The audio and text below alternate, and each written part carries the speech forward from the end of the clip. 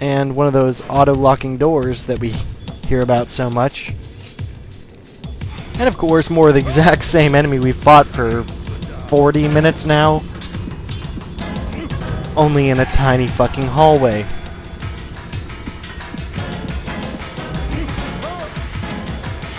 On the plus side, that went pretty easy, and I can actually just set this guy on fire and move on. Alright, I gotta get some space in here, because if he tries to do a red attack, I'm just effed. Oh lord. Oh, thank god that worked.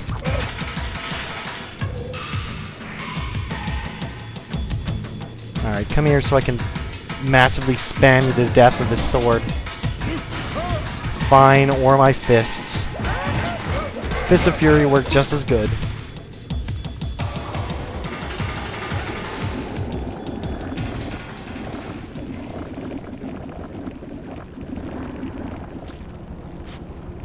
Alright, so thankfully we're done with this little section, and...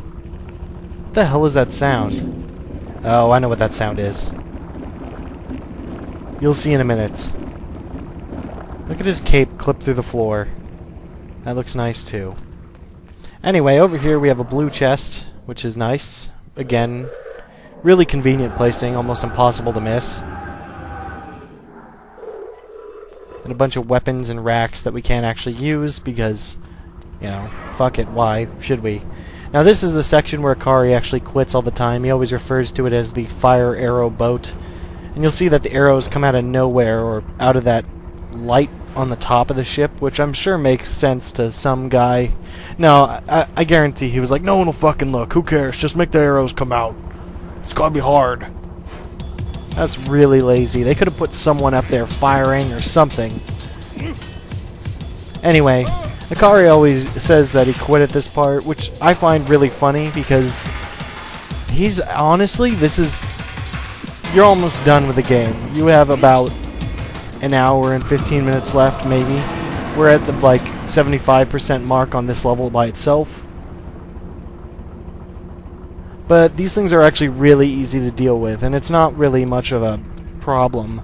You just walk forward.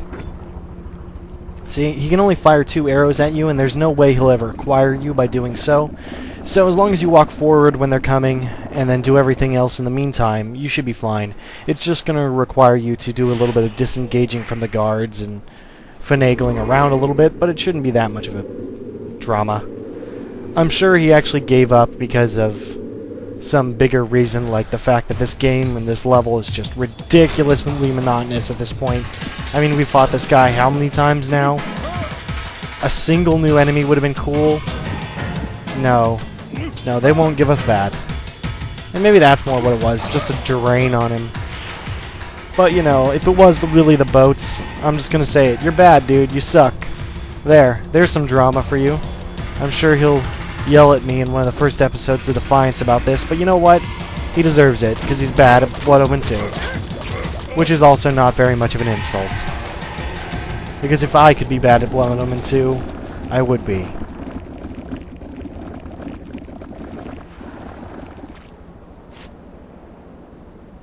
Alright. Another one of these guys. Yay! I was like, oh man, I haven't seen anything glow in 5 minutes. I'm gonna fucking freak out. And then he came and saved the day. Thank God.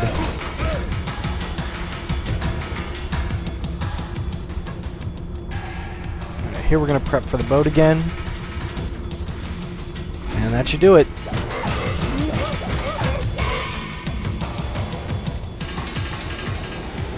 So, this level does not get any more interesting, or at least this part of the level does not get any more interesting. We have to do this whole thing again on the other side, only with another boat, and instead of being one simple path, we actually have to jump across a couple times. Ah, crap. Wow, that gets really loud when 2 boats are going at once. There we go. Anyways, once you jump across, you'll fight this guy, and you jump back. You know, it's the same thing we've seen. And I honestly have nothing to talk about anymore. So, let's see, what can we talk about?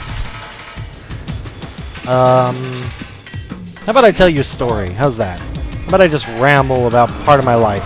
And, that should be fun. Let me tell you about the time I got robbed for 35 cents and a cigarette. So, back when I was 16, I used to work at a movie theater, you know, doing retail, like all 16-year-olds do. And it wasn't much of a movie theater. It was this crappy hole-in-the-wall place called Cinemopolis out in Anaheim Hills in Southern California. It was an okay place. It was a good time, actually. A lot of fun there. Probably because we didn't work nearly as hard as we should have, but, you know, that's fine.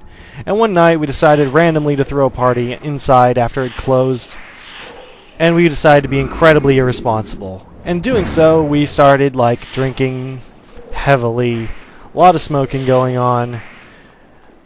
In fact, one of my buddies had just figured out you could mix blue icy with vodka and create one of the most hellaciously destructible drinks I've ever seen.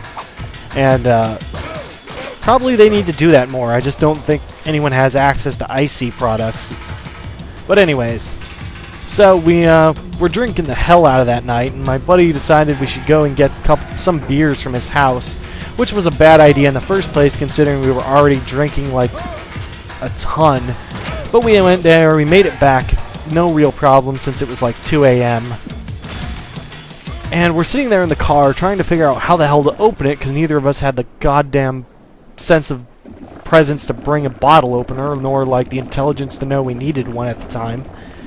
And we're trying to figure out how to open them when all of a sudden I hear a rap on the window. And not just like a knock with your fingers, no, it was actually a very metallic sound, and I turn and I look, rolling down the window thinking someone who I may have been friends with would have been there, and no, it was a complete stranger pointing a gun at me.